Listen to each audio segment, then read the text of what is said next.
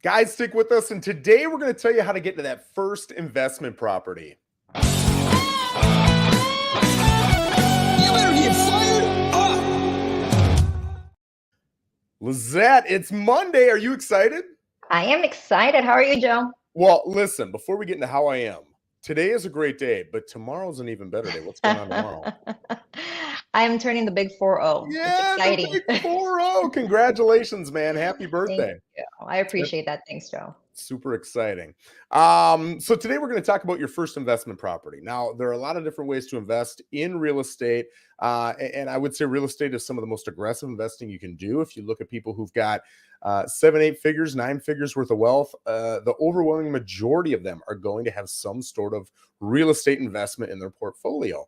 Now, there are a lot of different ways to invest. You can buy a property and rent it out. You can buy a property and flip it. You can even wholesale, right? There's a lot of different ways to do it. There's more than even what I'm talking about here.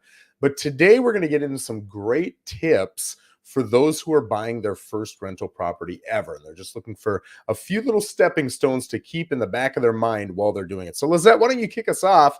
Tell us some things. I know you've worked with a lot of investors. You've got a couple good relationships with investors. Tell us some things that you would recommend for a first-time investor. So when I come across first-time investors, sometimes it's a little bit daunting, and I tell my investors, let's sit down and let's just create a plan. Let's see where we are and where do you want to be. Now, let's start is what kind of property do you want to acquire? Is this going to be a short-term rental? Are you thinking Airbnb? Are you thinking of fix and flip? Are you thinking of holding onto this property, having it gain appreciation throughout the years, and maybe selling it maybe when you're closer towards retirement? What path are you thinking, and what's the long-term view? Now, once we get that filtered down, we can filter that a little bit more as to what does that entail? What kind of expenses come along with each one? What kind of maintenance will be required, or what kind of management? And then we can filter it down a little bit more and now narrow it down to the type of property we're looking for. Are we looking for a single family home, a multiple family home? Are you looking for something on the beach that maybe is like a duplex or something? So those would be just a generic starting point I would start with all my clients. All phenomenal points and all the answers to those questions. If you've got a good realtor, they're going to be asking those questions because there might be a home that is a horrible rental property. It's not going to make any sense numbers wise. But if you look at it from a flip standpoint, it could absolutely make sense, right? And the opposite is also true, right? I'll give you another great example. Some of the people, especially up north, looking to invest down here, I probably get this once or twice a week. They're looking for beachfront condos, beachfront homes, beachfront townhouses, and they want to be able to Airbnb it, right? Well, a lot of the places here know that, and they don't want that type of clientele in their building. So they don't allow maybe more than one rental a year. Maybe they don't allow renting for the first 2 years or whatever it is, right? You really want to make sure that you understand exactly what type of property you want so that your realtor can help you find them. I'll give you 4 tips that I came up with as well. When you're purchasing a home for you and your spouse, your family, aesthetics matter. The neighborhood matters. The feel matters. All of that matters. In fact, people will overpay for a home because they love it so much emotionally. I'm guilty. I overpaid for my home because I love it so much. However, when you're going to purchase an investment property, none of that matters. Now, you might say, well, Joe, you're telling me location doesn't matter, neighborhood doesn't matter, aesthetics don't matter. They matter because or when the numbers are attached to them. But that's it, right? If the neighborhood gets you more money, then you're willing to pay more for it. If it gets you less money because it's not a great neighborhood, you'll still buy it, but you're going to offer less on it, right? It's just a numbers game. So you're going to see a lot of investors are getting out of that emotional mindset and into that logical mindset, which is phenomenal for an investor. Number 2, check and double check your numbers. Numbers can be challenging, right? Especially if you're new with them. So write them all down, have your realtor look over them, have your financial advisor look over them, have your accountant look over them, have whoever look over them, but go over them a couple different times.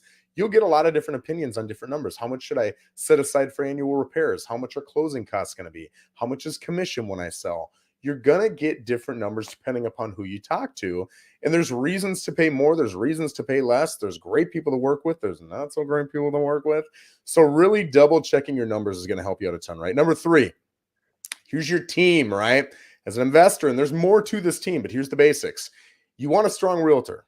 And there is a difference between a strong investment realtor and a strong residential realtor. A lot of realtors can help you buy a home and sell a home, but when it comes to investment numbers, they've never crunched the numbers. They've never owned an investment. They don't know how to evaluate or analyze whether or not that investment's great for you, right? So get a strong investment realtor.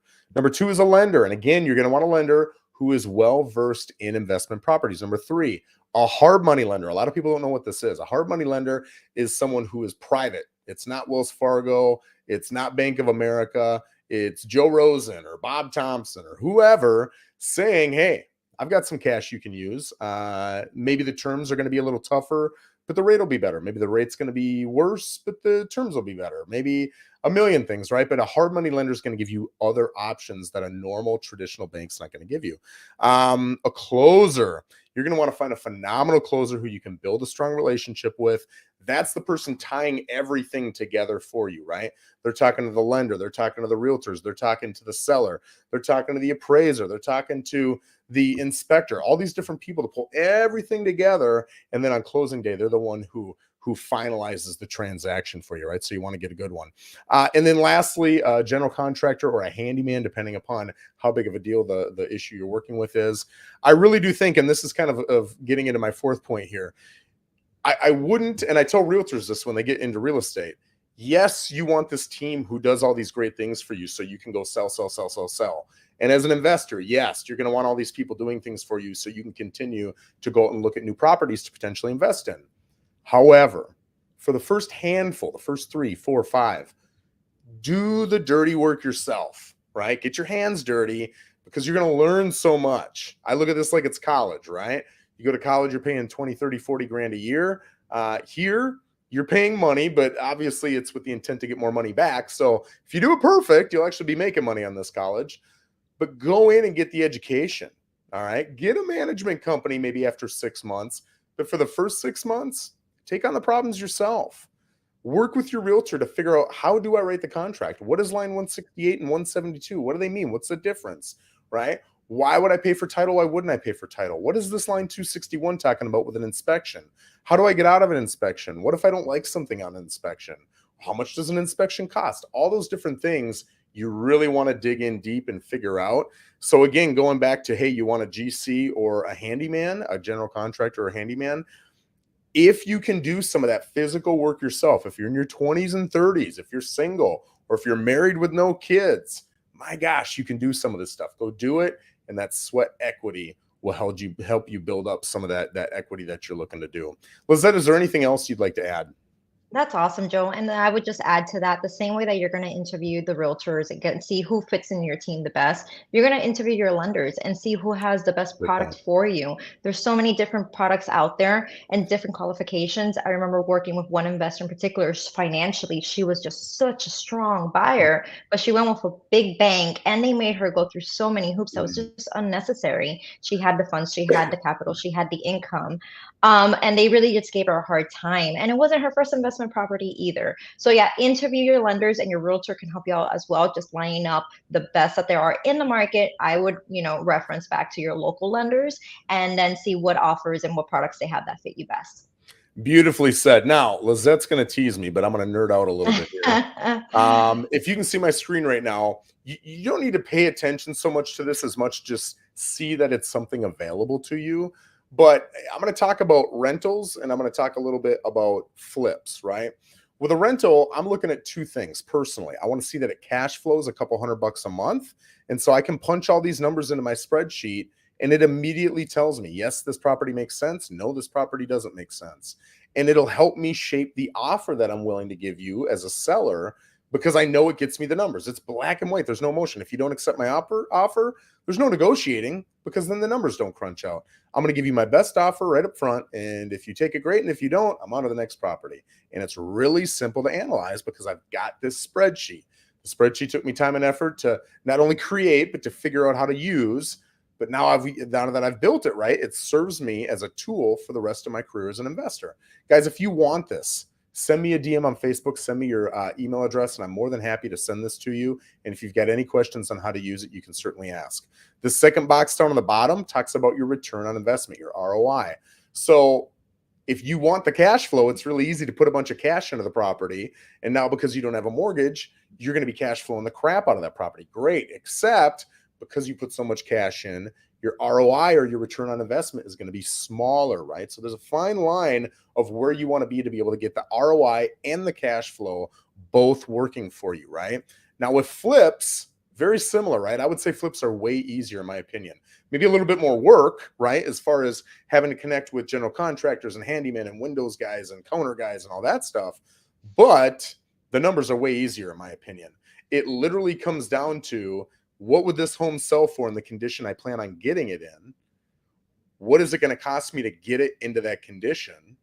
What are all my closing costs, both on the buy side and then when I go to sell it on the sell side? And then how much profit do I need to make? Do I need to make 20 grand, 30 grand, 40 grand, whatever it is you think you need to make? And the higher the number, the more challenging it's going to be to find a seller who will sell for that amount. But obviously the more you make, right? And then whatever that number at the end is, that's what you'll offer. That's your offer. It's a piece of cake. And if they want to say, hey, no, I won't do that, but I'll do more, either the numbers crunch out or the numbers don't crunch out, right? So you got to get really good at meeting with contractors and getting quotes and knowing what a $7,000 granite job looks like and knowing that this is probably an $18,000 window job. That's where your skills and expertise or your realtor skills and expertise or your handyman or general contract skills and expertise come into play. But running those numbers, having that spreadsheet built on day one, so you're putting in the effort once and then everything's systematic, that's really going to help you. So guys, again, if you want that or that adds value to you in any way, certainly let me know. I appreciate you guys joining me, Lissette, especially before your big birthday bash. Thank you for coming in and joining me. I appreciate it. Happy birthday again. Thank you. That was awesome, Joe. That spreadsheet. You see, that's what makes the difference between an average agent and the type of agent you want on your team. So that was pretty cool.